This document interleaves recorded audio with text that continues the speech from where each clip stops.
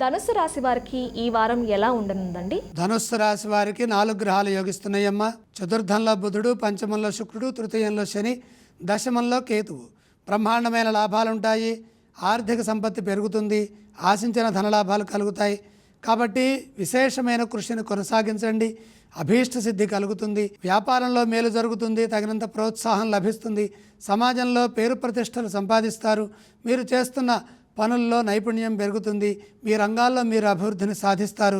నిరంతర సాధనతో కృషి చేస్తే ఉద్యోగంలో కూడా శ్రేష్టమైన ఫలితాలుంటాయి. ఆత్మవిశ్వాసం మిమ్మల్ని ముందుకు నడిపిస్తుంది. నిర్ణయాలు తీసుకున్న తర్వాత పని పూర్తయ్యే వరకు కృషిని కొనసాగించాలి. ఎందుకంటే గ్రహదోషం ఉన్నప్పుడు అవరోధాలు ఎదురవుతాయి. ఏకాగ్రతకు భంగం కలగకుండా చూసుకోవాలి. కొందరు పక్కనే ఉండి ఇబ్బంది కలిగించాలని చూస్తారు.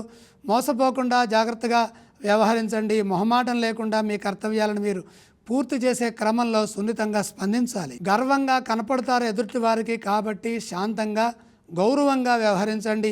ఇంట్లో వారితో అన్యోన్యంగా ఉండాలి. వారం చివరి భాగంలో మంచి ఫలితాలు సాధిస్తారు. ఈ రాశి వారు ఏ స్తోత్రాన్ని పఠించాలి? ధనుస్సు రాశి వారు ఇష్టదేవతను స్మరించాలి. ధనుస్సు రాశి వారు ఏ ఆలయాన్ని సందర్శించాలి? ఇష్టదైవాన్ని దర్శించండి. ఈ రాశి వారు ఏ విధానం చేస్తే మంచిదంటారు? 5లో సూర్యుడున్నాడు. గోధుమలు దానం చేస్తే ఆరోగ్యము, ఆత్మవిశ్వాసము రెండూ కలిసి వస్తాయి.